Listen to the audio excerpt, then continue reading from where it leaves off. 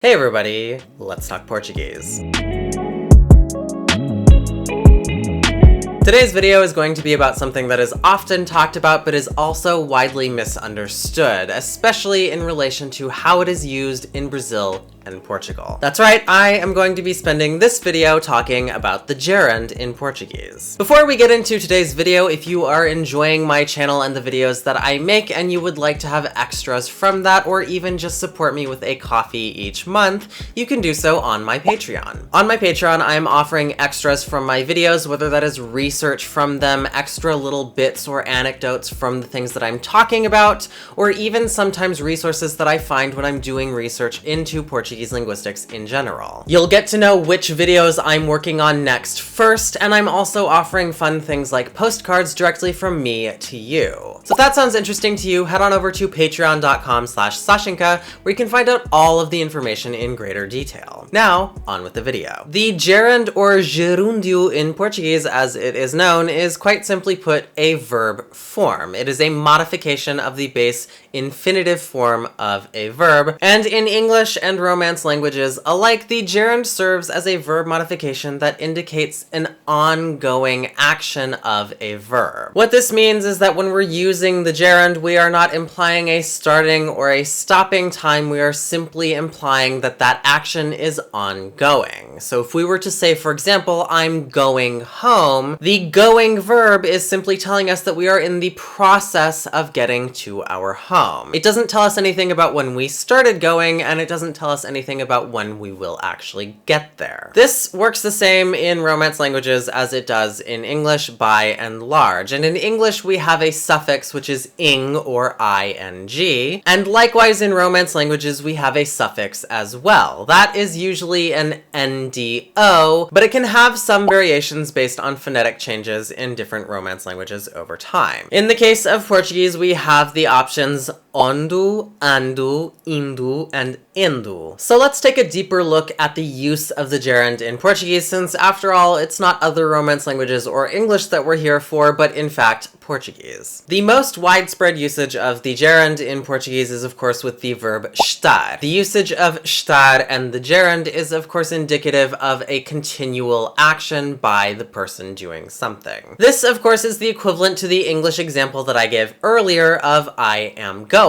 In Portuguese, that can be rendered as estou indo. And that being said, the usage of the gerund in this context is one of the most defining features of Brazilian Portuguese when compared with European Portuguese. It is well known and widely talked about as being one of the biggest differences between European and Brazilian Portuguese, that in Brazil they use the gerund in this context, and in Europe they use a and the infinitive form to say the same thing. So you might be wondering why exactly it is that Brazilians use the gerund here, and why it is that Europeans themselves do not, when in other Romance languages the gerund is the more common form. There is a fairly straightforward answer to this. Simply put, the estar plus gerund form is the older form in the Portuguese language. It was the form that was most widespread in use in classical Portuguese, and it is also therefore the form that stuck around for Brazilian Portuguese into the modern day. This form is also present in certain parts of Portugal itself. You can hear it in parts of Alentejo, the Algarve, and even some of the islands. That notwithstanding, the normative standard in European Portuguese is of course the estar a with the infinitive construct, so let's take a look at the history behind that. Now, although the estar plus gerund form is the form that is in the most widespread usage, basically since Portuguese has been Portuguese, we can in fact go back to the medieval period to see where estar a plus the infinitive might have come from. From the medieval period all the way through to the 19th century, the estar a plus infinitive form, although rare, did exist in certain contexts and certain usages. There are written examples of this back all the way to Camões and other contemporary authors of that period, as well as in the centuries thereafter. However, it would not be until the late 1800s when this form would become a lot more widespread in Portugal. In the period of the late 1800s, the estar a plus the infinitive in Portugal became a lot more concurrent with the estar plus gerund form, and it was in fact in the 1900s when that form became the predominant form in Portugal. But it is a feature that is widely widespread among Portuguese-based Creoles, which indicates that this form has been around in Portuguese for quite some time,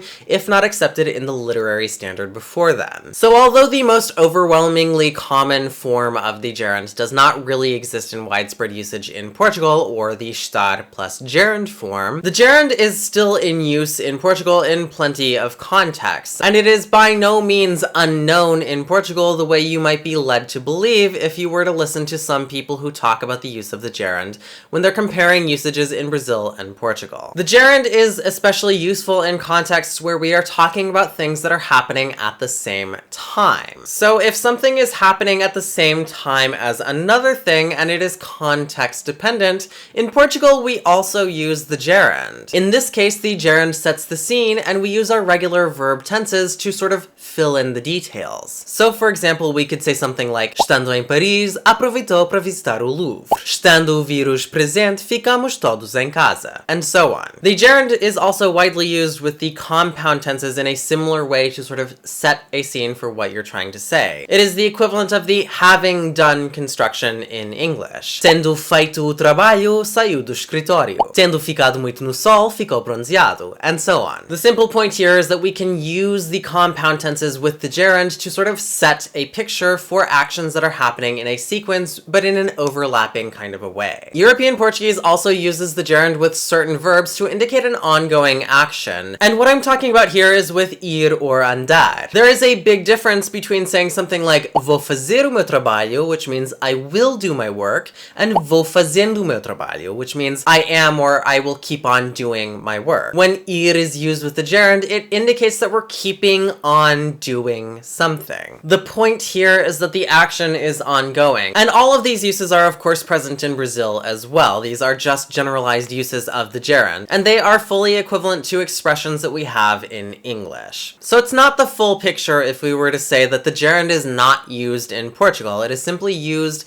in fewer contexts than it is in Brazil. If we go back to that first set of usages of the gerund though, we run into certain situations where the gerund is substituted by the a plus infinitive construction in Portugal. So when we have an example like Estando em Paris, aproveitou para visitar o Louvre. Estando em Paris is sort of the context-dependent element. You can't go to the Louvre unless you're in Paris. But when we have situations that are not so contextually dependent, in Portugal the gerund is dropped in favor of the a plus infinitive form. So in Portugal you would have a sentence like O menino limpou o quarto a cantar instead of O menino limpou o quarto cantando. In these contexts, as you may well have guessed by now, in Brazil the gerund is preferred. So that's all I've got for this video about the gerund in Portuguese. I hope I have cleared up for you that the gerund is in fact used in Portugal. It is just used in fewer contexts than it is in Brazil. That's all I've got for now. I hope you enjoyed the video. If you did, if you learned something or otherwise found it interesting, give me a thumbs up down below. You might think about subscribing to my channel if you're not already. I make lots of videos about the Portuguese language, which you can find directly on my channel or in the eye above, and I will see you next time.